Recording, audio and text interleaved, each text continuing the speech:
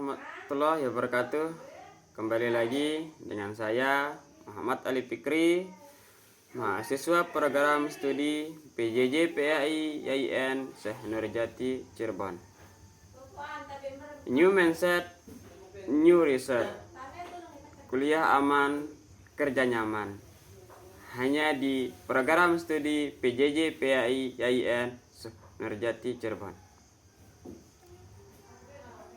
Pada kesempatan kali ini kita akan belajar tentang studi Quran. Pada pokok pembahasan perumpamaan dalam Al-Quran atau Amsal Al-Quran.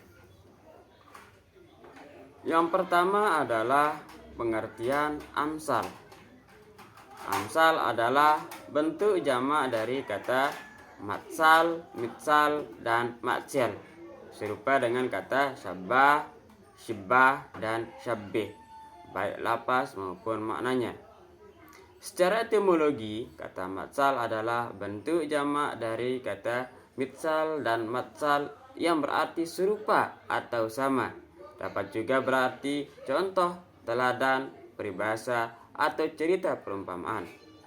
Sedangkan secara terminologi, matsal sebagai istilah dalam ilmu sastra yang berarti suatu ungkapan perkataan yang dihikayatkan dengan maksud menyerupakan keadaan yang terdapat dalam perkataan itu dengan keadaan sesuatu yang karenanya perkataan itu diucapkan. Maksudnya adalah menyerupakan sesuatu, seseorang, atau keadaan dengan apa yang terkandung dalam perkataan itu. Makna amsal secara terminologi dapat ditemukan dalam berbagai pendapat ulama. Di antaranya menurut Ibnu Qayyim, sebagaimana dikutip oleh makna Al-Qattam, amsal ialah menyerupakan sesuatu dengan sesuatu yang lain dalam hal hukumnya, mendekatkan sesuatu yang bersifat abstrak dengan yang bersifat indrawi, atau mendekatkan salah satu dari dua hal indrawi atas yang lainnya dengan menganggap yang satu sebagai yang lain. Sedangkan menurut As-Suyuti dalam Al-Itqan, amsal ialah mendeskripsikan makna yang abstrak dengan gambaran yang konkret karena lebih menegaskan di dalam hati, seperti menyerupakan yang samar dengan yang tampak, yang gaib dengan yang hadir. Yang kedua adalah macam-macam amsal dalam Al-Quran. Di kalangan para ulama terdapat perbedaan tentang macam-macam amsal Al-Quran. Adanya perbedaan tersebut disebabkan banyak dan beragamnya amsal dalam Al-Quran. Makna Khalil Al-Qattam membagi amsal Al-Quran menjadi 3 macam, yaitu amsal musahharah, amsal kaminah, dan amsal murasalah, dengan penjelasan masing-masing sebagai berikut. Yang pertama, amsal musahharah, yaitu sesuatu yang dijelaskan dengan lafaz matsal atau dengan sesuatu yang menunjukkan tasbih, penyerupamaan. Amsal ini seperti banyak ditemukan dalam Al-Quran. Contohnya adalah dalam ayat Al-Quran yang artinya, yaitu tentang perumpamaan orang-orang munafik, yang artinya perumpamaan mereka adalah seperti orang yang menyalakan api, maka setelah api itu menerangi sekelilingnya, Allah menghilangkan cahaya yang menyinari mereka dan membiarkan mereka dalam kegelapan. Tidak dapat melihat, mereka tuli, bisu, dan buta, maka tidaklah mereka akan kembali ke jalan yang benar.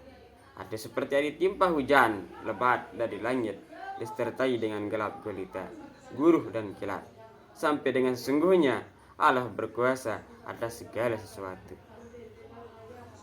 Yang kedua, amsal kaminah, yaitu yang di dalamnya tidak disebutkan dengan jelas lafaz tamsil, tapi ia menunjukkan makna-makna yang indah, menarik. Dalam redaksinya singkat, padat, dan mempunyai pengaruh tersendiri bila dipindahkan kepada yang serupa dengannya. Seperti contohnya dalam ayat Al-Quran Al-Baqarah ayat 68. Qalu ud'u lana rabbaka yubayyin lana ma hiya. Qala innahu yaqulu innaha baqaratul la faridun wala bik awanun baina dzalik faf'alu ma tu'marun.